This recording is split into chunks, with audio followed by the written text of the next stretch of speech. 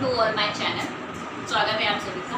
तो हमारा जो टॉपिक हुआ था वो हुआ था, मैंने आपको इलेक्ट्रिसिटी बताया था, धारा बताई थी क्या होता है, विद्युत धारा क्या चीज होती है वो बताया था। अब हम पढ़ेंगे विद्युत धारा का मात्रक। मात्रक यानी कि क्या होता है इलेक्ट्रिसिटी का ऐसा यूनिट जिसको बोलते हैं, है ना। इन सभी की क्या होती है, यूनिट्स होती है जिसको हम मात्रक बोलते हैं। तो विद्युत धारा का जो मात्रक है I बराबर आप सभी को पता है Q बाई T होता है, यानी कि Q है आपके पास में कूलाम, है ना, कूलाम अपॉन समय, ये आपके पास में धारा दिया गया है। तो इसका मात्रक होता है एम्पियर। क्या होता है, एम्पियर, यानी कि जो धारा का मात्रक है उसको हम बोलते हैं एम्पियर।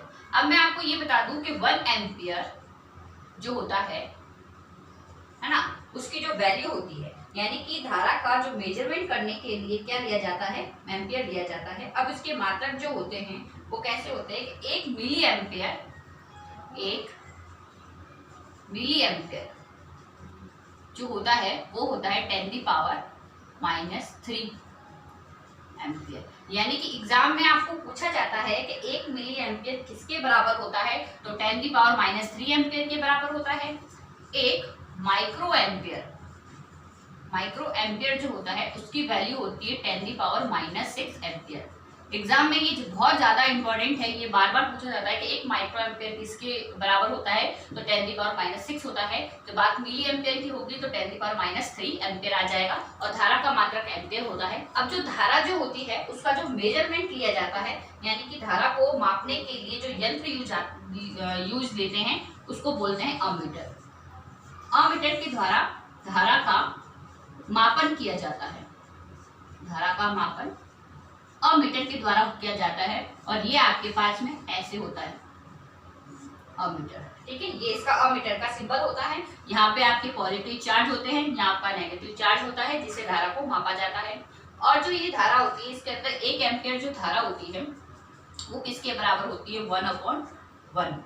यानी कि कहने का मतलब अगर 1 सेकेंड के अंदर 1 कूलाम आवेश जो होते हैं, 1 सेकेंड के अंदर 1 कूलाम आवेश प्रवाह होते हैं, वो आपकी 1 एम्पियर धारा कहलाती है।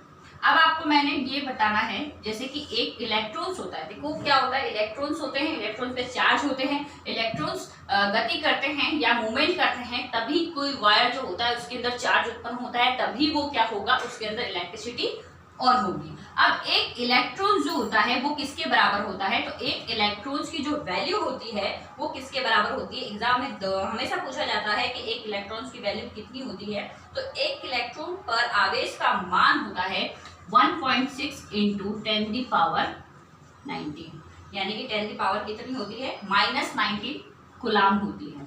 ये इसके कूलाम आवेश होते हैं इसके ऊपर, ठीक है। एक इलेक्ट्रॉन के पास कितने कूलाम आवेश होते हैं, तो इतने आपके कूलाम होता है एक इलेक्ट्रॉन 1.6 × 10⁻⁹। अब एक कूलाम आवेश में कितने इलेक्ट्रॉन्स होते हैं, तो हमने ये बता दिया एक इलेक्ट्रॉन्स के अंदर इतने कूलाम होते हैं। अब एक कूलाम के अंदर कितने इलेक्ट्रॉन्स होते हैं वो मैं आपको बताती हूँ कि एक कूलाम आवेश जो होते हैं उसके अंदर कितने इलेक्ट्रॉन पाए जाते हैं, तो वो होते हैं आपके 6.25 × 10⁻18। ये आपके इलेक्ट्रॉन्स होते हैं, ठीक है। तो एक कूलाम के अंदर कितने होते हैं, तो एक कूलाम किसके बराबर होगा, 6.25 × 10⁻18, और एक इलेक्ट्रॉन्स किसके बराबर होगा, 1.6 × 10⁻19। तो ये बहुत इंपॉर्टेंट क्वेश्चन है आपके, देख लीजिएगा आप।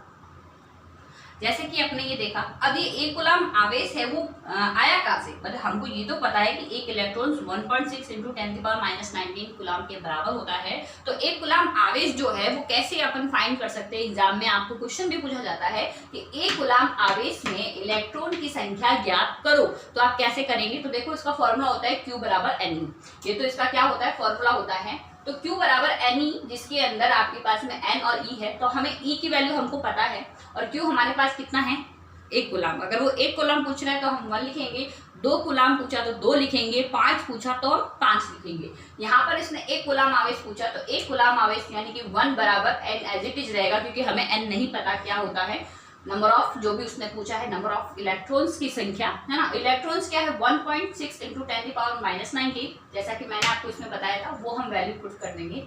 अब जो हमें नहीं पता उसको तो हम वही रखेंगे, और जो ये 1.6 है ये जो मल्टीप्लाई में है, जब बराबर के उधर जाता है तो डिवाइड में चला जाता है, भाग में चला जाता है, तो ये सीधा कहाँ चला जाएगा, भाग में। तो 1 है यहाँ पे, 1 के अपॉन आ जाएगा 1.6 इंटू 10 की पावर माइनस 19, 1 अपॉन ये चीज आ गई। अब हमें क्या चाहिए, देखो जब पावर क्या होती है, जब पावर नीचे होती है ना, माइनस में होती है, तो हम ऊपर भेजते तो पॉजिटिव में चली जाएगी।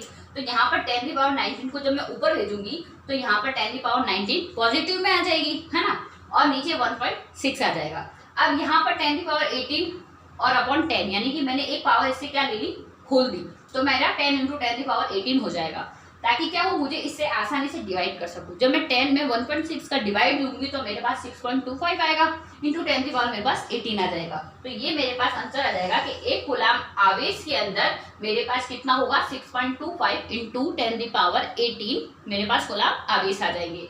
तो आप इस तरह से उसको एग्जाम में निकाल सकते हैं। और अगर कोई भी डाउट होता है इस चैप्टर से रिलेटेड तो आप मुझे कमेंट करके बता सकते हैं। Thank you.